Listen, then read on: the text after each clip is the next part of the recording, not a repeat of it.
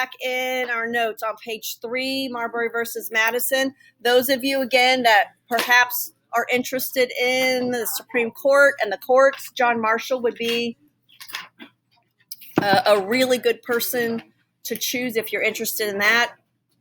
Again, at the top of page 3, Marbury versus Madison will be one of probably about 10 court cases that we will have to know for the AP exam. Marbury versus Madison is one of those things that every time you see that court case, somewhere beside that court case in that name, you need to write judicial review. Those two things are interlinked. It is almost always something, why that question is being asked is about judicial review. And this idea, again, on page 3, number 3, judicial review, Marshall ruled that the part of the Judiciary Act was unconstitutional. And so 3B, Marshall gave the Supreme Court power to rule a law by Congress as unconstitutional. The Supreme Court just gave itself the most important decision-making process in this entire 3-branch of the government, by people who are not elected, who serve for life, and who cannot be removed from the bench for any other reasons except high crimes and misdemeanors. And in that aspect, Jefferson says, you guys went a little too far. And so Jefferson decides that he is going to make a case to impeach one of the justices on the Supreme Court. So if you are a person that pays attention to current politics and policies, you know, last year President Trump was impeached. Anyone in the federal government can be impeached. There are lots of people, judges are impeached, lots of people are impeached. And so Jefferson takes it upon himself that he is going to threaten the Supreme Court with impeachment. And that person is Samuel Chase. So he is outraged at the judicial review. Jefferson, as a Democratic Republican, as a person that believes the government that governs least governs best, sees this as a major overreach of the powers of the Supreme Court. And so he says, I got to get rid of these Federalist judges. And so he begins, House impeaches Samuel Chase. Senate, again, fails to convict, and no attempts to reshape the court by impeachment. That ends the idea of trying to impeach a Supreme Court justice. For the most part, Supreme Court justices are usually hands-off. There's not a lot of oversight with them. There's not a lot of pressure for them to retire, even when they get way past their ability to serve as a justice.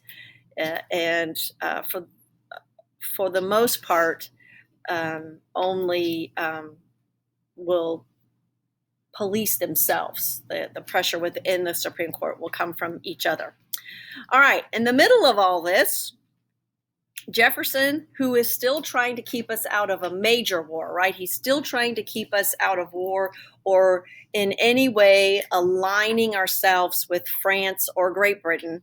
We have this other little problem called the Tripoli War. So those of you that are maybe familiar with the songs of the military, for instance, the Marine Corps hymn that starts from the halls of Montezuma to the shores of Tripoli. This is what Tripoli is.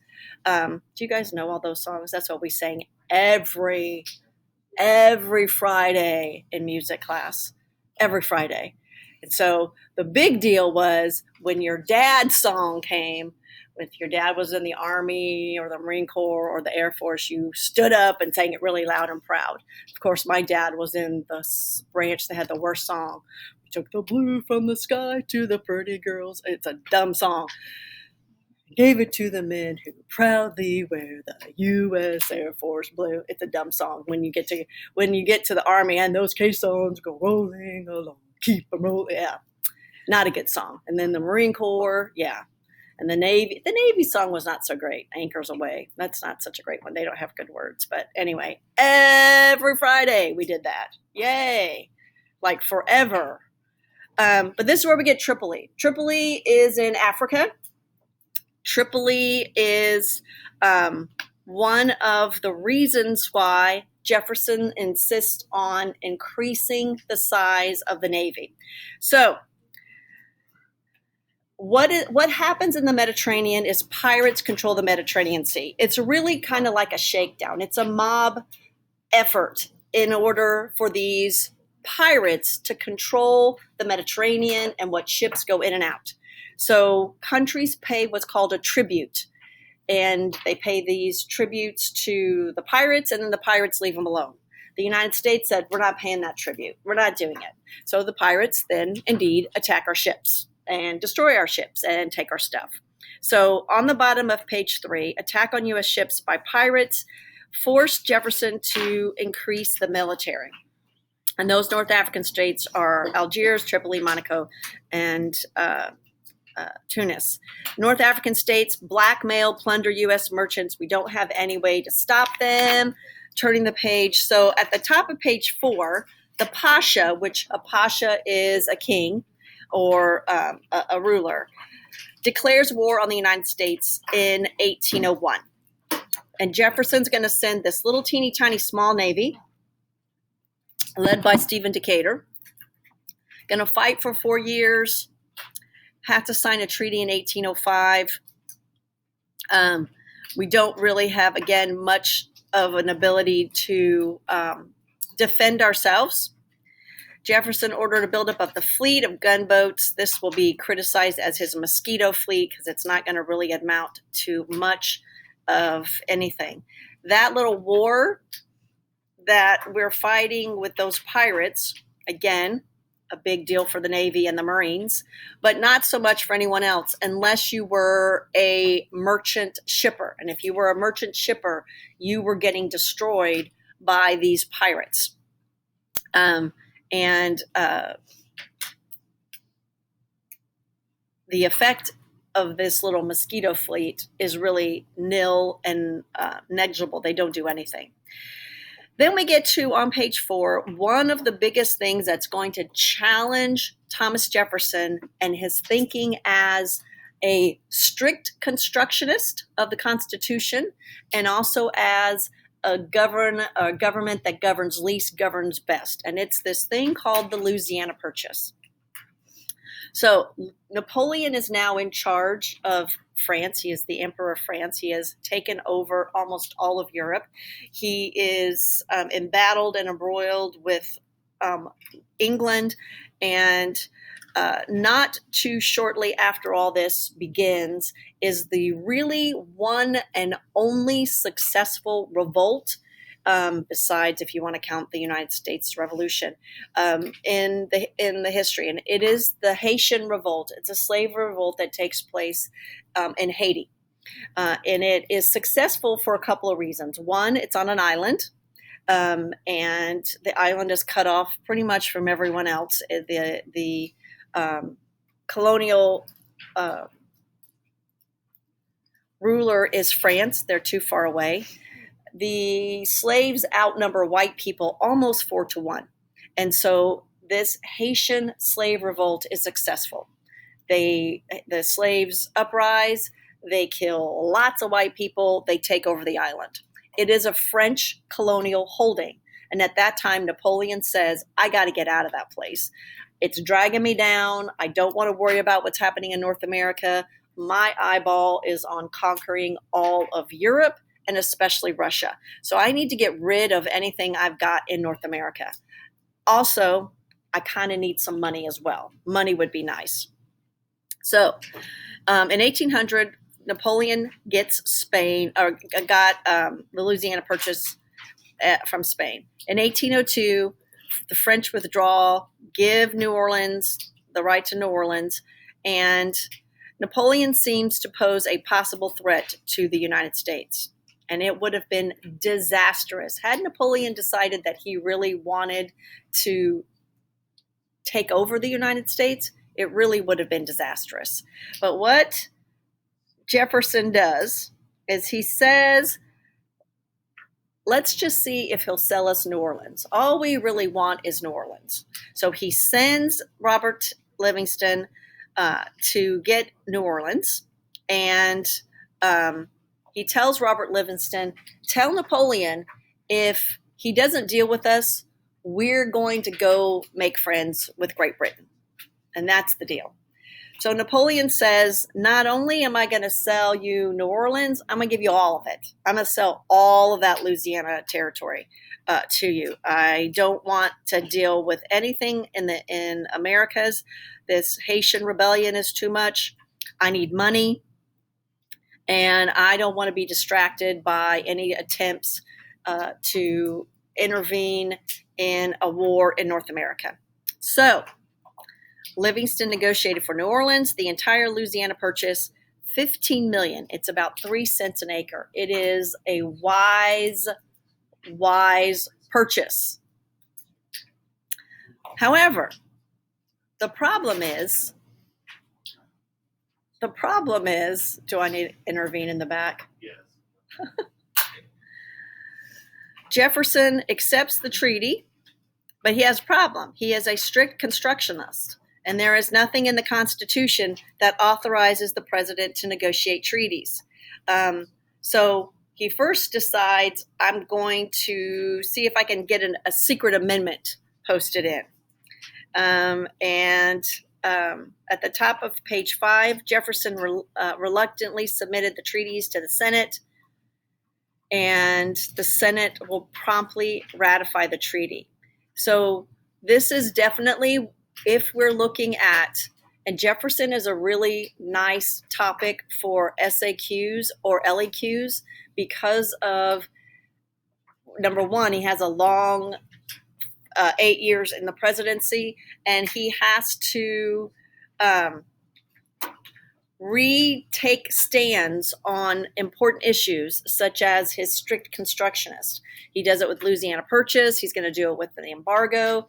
There's lots of things that Jefferson has to kind of reinvent himself because of his viewpoints. So westward-looking Americans enthusiastically support the purchase.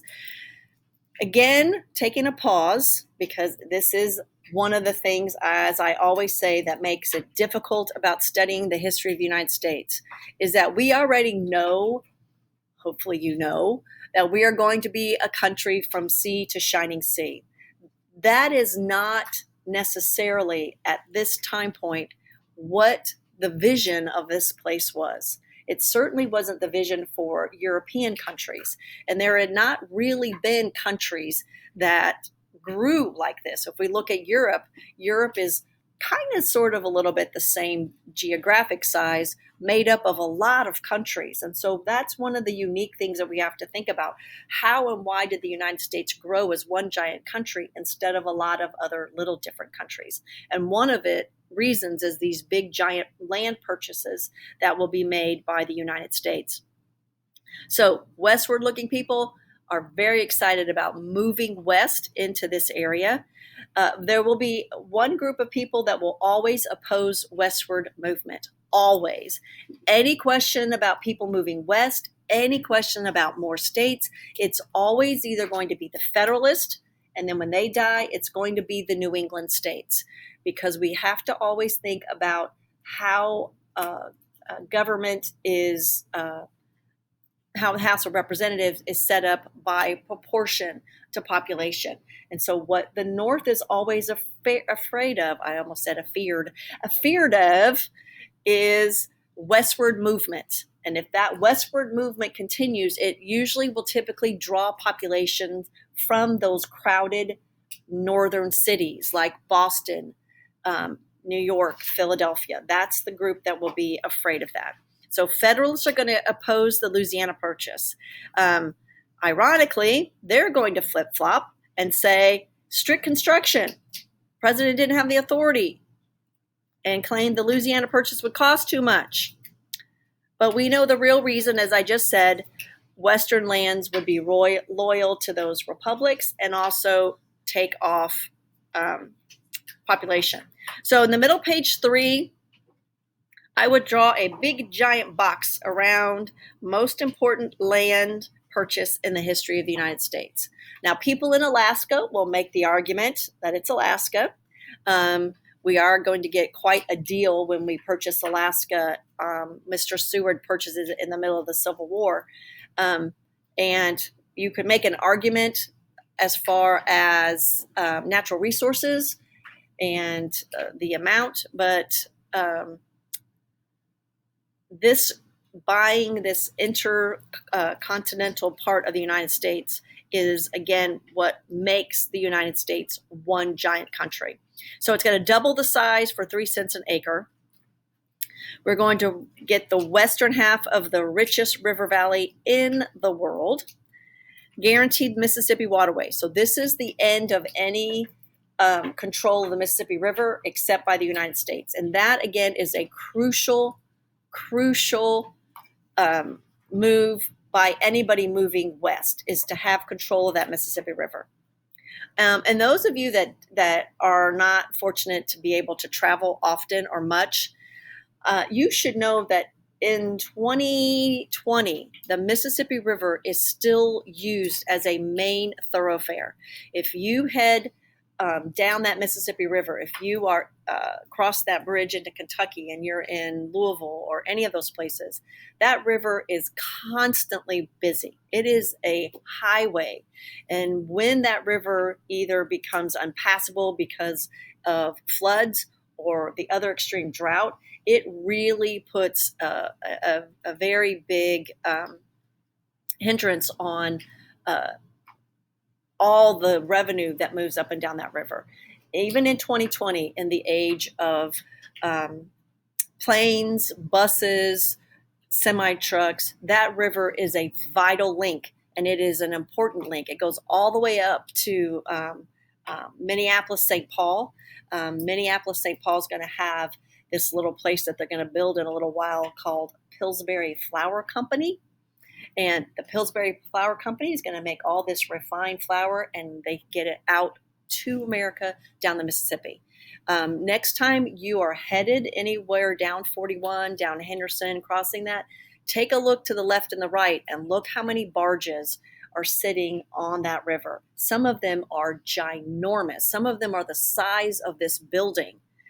Moving things like coal and cars and all kinds of things. So that river, the Mississippi, is a vital, important part of transportation in 1803 and in 2020. Paved way for Western expansion, accelerated the rise of U.S. economic political power. The sad thing, because as we know when we buy the Louisiana Purchase, is it empty? No, it has lots of American Indians in it. And by 1890, all remaining Native Americans will be killed or forced into reservations, which is, again, why when all of my friends say my great-grandmother was an Indian princess, I'm like, really? I'm not so sure, because we killed them all and pushed them into reservations. Our first billionaire, billionaire, and anyone that's been to New York City or watched any of the, I think it's Home Alone 2 with the Waldorf Astoria. This is John Jacob Astor, not John Jacob Jingleheimer Smith, but John Jacob Astor, who becomes the first millionaire in the United States by establishing the American Fur Company. The Astors will rule New York City. They will be millionaires, billionaires, trillionaires with fur. And the fur, again, that they are after, we're still after that beaver pelt, but then we start moving into more of those other furs like sable, mink, ermine, those things. And fox. Not so much fox at this point because we're still after sable, mink, and ermine. And again, those furs are used by both men and women and will become wildly wealthy. Again, I will encourage you. What is the name of the movie? The Relevant. Is that it? Yes. If you have not seen that movie, it is a great movie for understanding this time period. I think it takes place in 1830, so it's a little ahead of us, I think, but it tells you this whole idea of the fur trapping. Ignore all the beating up and all that stuff and getting attacked by bears. I didn't like that part. But the other part of it, and plus I don't like Leo DiCaprio at all.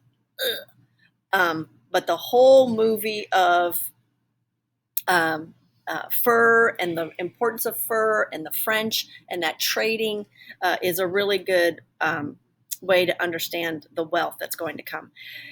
And this is the important one. G5. Ended European expansion in North America. This is it. This is one of the most significant reasons why this land purchase is the most significant, more than Alaska, because this is the end. This kind of puts the final, like, nope, no more colonial expansion in North America. Avoided a war again with France and an alliance with Great Britain. That's kind of low on the totem pole. And number 7, boosted American nationalism. And that, again, will be a word that we'll look at. West is going to be more loyal to the Union and Jefferson. And we'll start to talk about, bless you, that ism. So now we are going to finish today with the exploration of the Louisiana Territory.